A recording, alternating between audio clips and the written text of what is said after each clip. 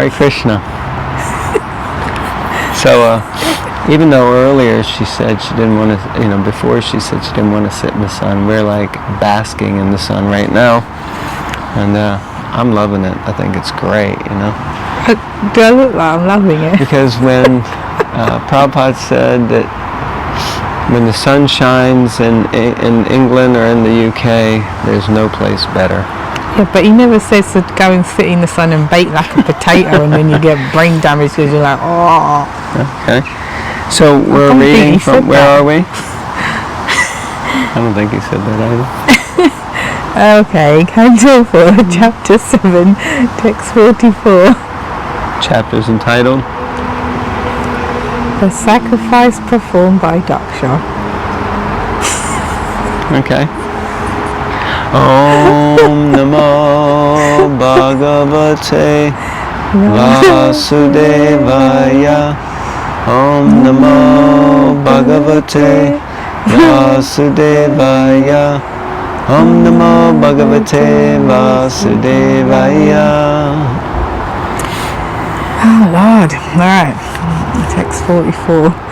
The Vidyadhara said, Dear Lord, this human form of body is meant for attaining the highest perfectional objective, but impelled by your external energy, the living entity misidentifies himself with his body and with the material energy, and therefore influenced by Maya, he wants to become happy by material enjoyment.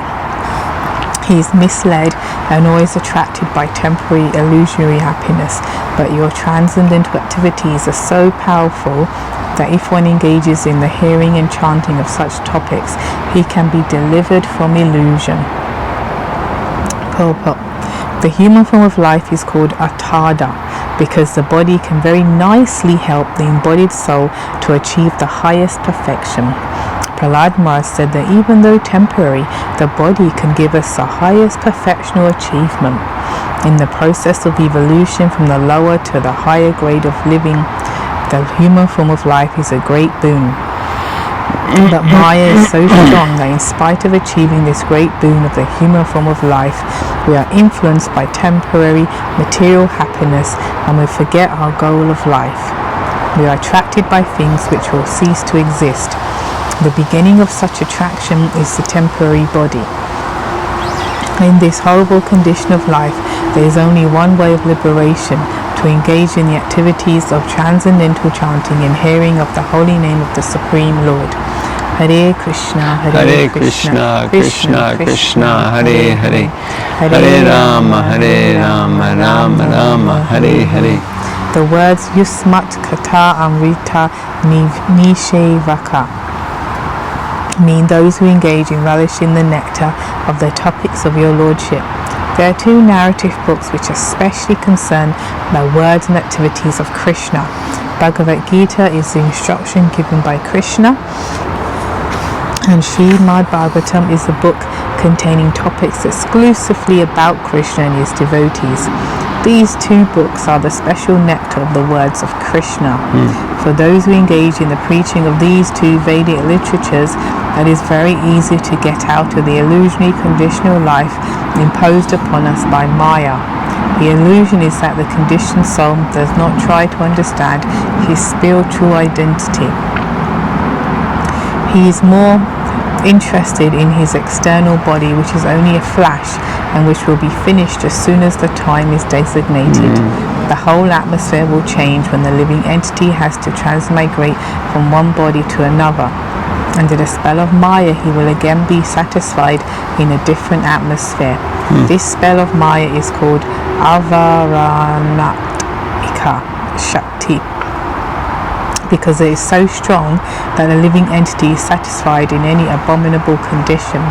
If he is born as a worm living within the intestine or abdomen in the midst of urine and stool, still he is satisfied.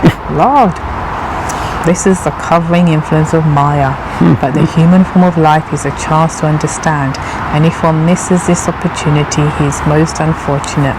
The way to get out of illusory Maya is to engage in the topics of Krishna.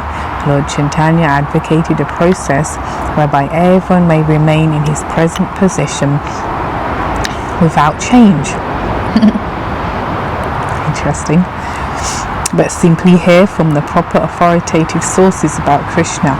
Lord Chaitanya advised everyone to spread the word of Krishna. He advised all of you become spiritual masters. Your duty is simply to talk to whomever you meet of Krishna or of the instructions given by Krishna. The International Society for Krishna Consciousness is operating for this purpose. We do not ask anyone to first change his position and then come to us. Instead, we invite everyone to come with us and simply chant Hare Krishna, Hare Krishna, Krishna Krishna, Hare Hare, Hare Rama, Rama Rama, Hare Hare. Because we know that if one simply chants and hears the topics of Krishna, one's life will change. He will see a new light and his life will be successful. Oh, wonderful purport. Amazing. It's packed, isn't it? Yep. What stood out to you? Well, let's see. Maya is so strong. It's so true. It's interesting because you can get woken up, as it were, in the humdrum of material life when someone gives you a book or you hear the Harinam or, however you get reconnected with Krishna. And then you can take to the process and it's all cool but I'm just seeing spider web in front of me. Maybe it's not, see. No, it's over there on the wall. Okay. Oh, alright. My girl's tripping from the heat of the sun. My phone's going to die in a minute because it's so hot, Probably. But yeah, so this Maya, so because you can take to the process, and as we can see, you can lose your way within the process and those things that you're trying to unburden yourself from, those anartas, it's almost like they become stronger and it's more dangerous because you're in spiritual life, so there's so much more responsibility to other people, but because the anartas are becoming stronger because the illusionary energy is so strong, we can do things that are not so cool, and mislead other people and ourselves. The illusory energy can do that. Well, we can do that because we come under the illusionary energy, and the anartas get magnified. One point I'm making is, just because there's so much in this pop-up, that was one of the things that stood out, that Maya is so strong. And even just that point you made when we started reading, when the sun shines, it's so beautiful, that's Maya in once, because it makes, it's cool, it's not so bad here, it's cool, I've got a good life, you've got a little garden, you've got a balcony, or you can get out for a walk. Material world ain't so bad, if you're working, you feel, but it's nice. So I've got AC office, or at lunchtime, I go and sit in the park with my lunch, and I ain't bothered about my boss doing my head in, or have to be here for 8 hours a day. Life looks better. But the irony is the sun is actually just whitewashing the realities, the miserable realities in the material world. That's why people try to go to sunny places to live, because it's such a strong Maya. It's such a good point. And that's the pinnacle of I retired in Costa Rica, or was it Lanzarote? Seychelles or something. Seychelles and Ibiza, whatever. Florida. Cayman Islands. Cayman Islands. No, Canary Islands. Like that, anyway, Brighton, wherever, but Bright. Some people do that. It's quite expensive to get a place in Brighton, just so you know. Oh, okay. Thanks for letting me know. But that's another form of Maya, that's that's where I'm going to live, because I'll be happy. I'm going to leave miserable England, and life's good. Life's good when you got sun. No, that's the Maya sun. But at the same time, I just always have to play devil's advocate. Right. Everything you said is perfect and complete on Purnamati Purnamidam. The thing is that everything is connected to Krishna, and Maya is simply not connecting something to Krishna. So the fact that we're sitting out here in the pounding sun, reading, and of course simultaneously I'm kind of enjoying, because I really like the sun, but I understand the sun is Krishna's energy, and also what is the verse? Bhumira po nalova yor kamano buddhahira vacha ahankara ityami bina prakrita astadaha. That this bina prakrita astadaha, these 8 separated energies, they're all Krishna's energies.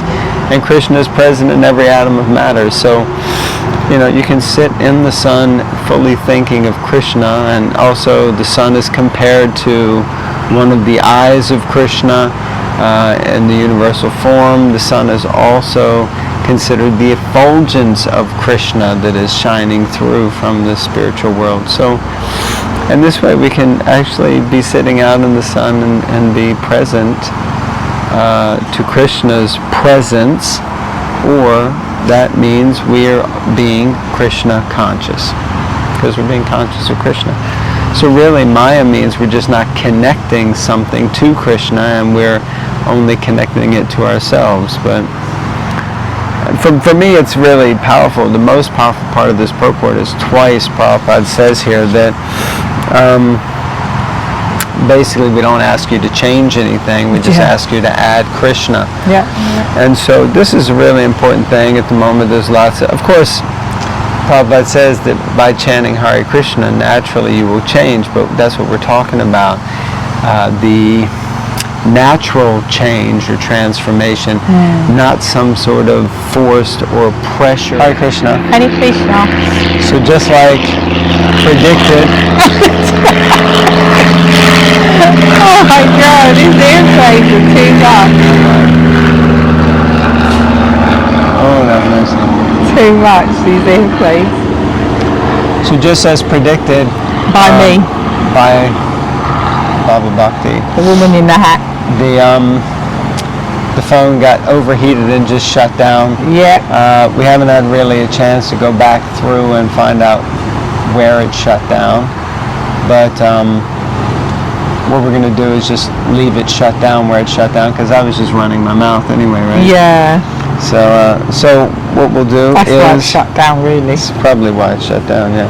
How do you know? So we'll just read the next verse, which is verse 45. I think it's my turn, right? But we have been reading for a little while. So we got airplanes. Someone over here is mowing the lawn. So please forgive all the distractions. It's only when we come out. Chapter 7, text 45. So it says, the Brahmana said, Dear Lord, you are sacrifice personified. You are the offering of clarified butter. You are the fire. You are the chanting of Vedic hymns by which the sacrifice is conducted.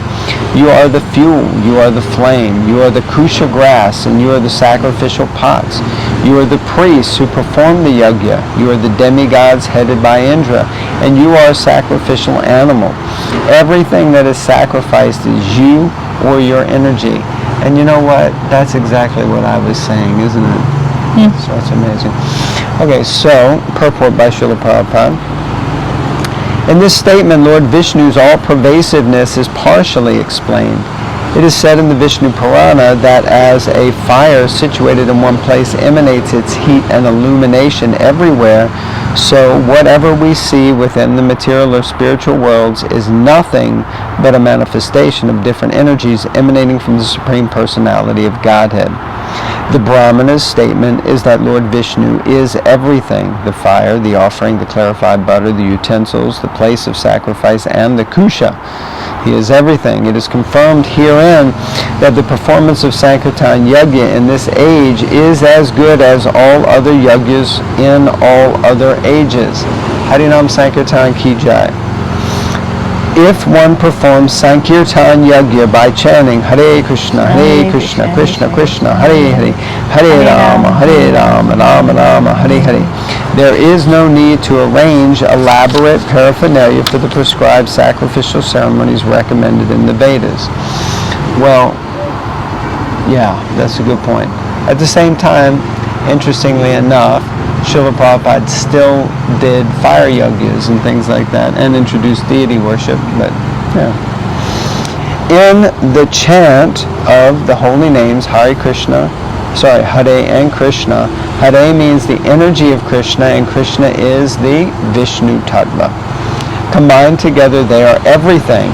In this age, persons are harassed by the influence of Kali Yuga and cannot arrange for all the requisite paraphernalia for performing sacrifice as recommended in the Vedas. Ain't it the truth? Whenever I do samskars, it's always something missing from the list of prescribed items. Here is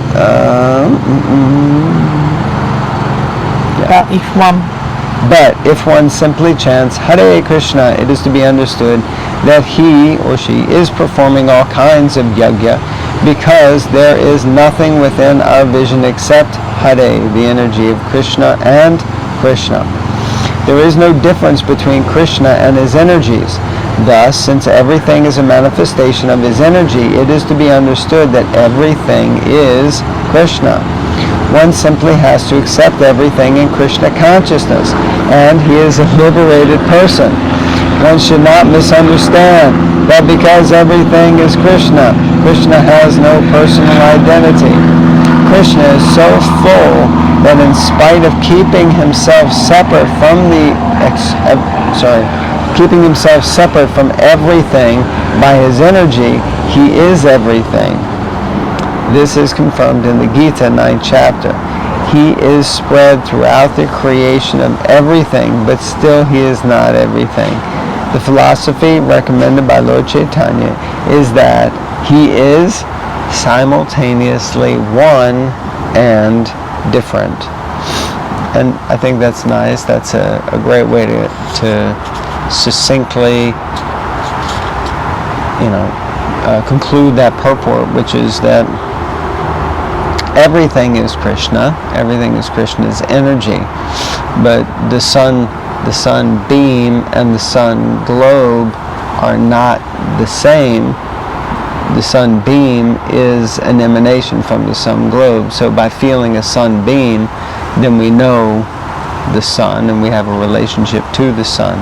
But the sun beam is not the sun planet kind of thing. Any thoughts? What? All I'm going to say is I can definitely feel the presence of the sun. That's all I'm going to say. It's a very powerful entity. Okay. Should we call it a day or read one more? It's just a short purport. No, thank you. Okay. Forgive me, viewers. Thank you. We had to move the camera, so you might notice that the angle changed. It's because we had to put the camera in the shade further away. Yeah, I might have to put myself in the shade. Okay. We're going to go before we get overheated again. Thank you all very much for tuning in, and please remember to like, comment, subscribe. Yeah. Do what you want. Do what you want. Just forget about it. Read the Bhagavatam. Just whatever you do, don't go out in the sun. Hare Krishna. Hare Krishna.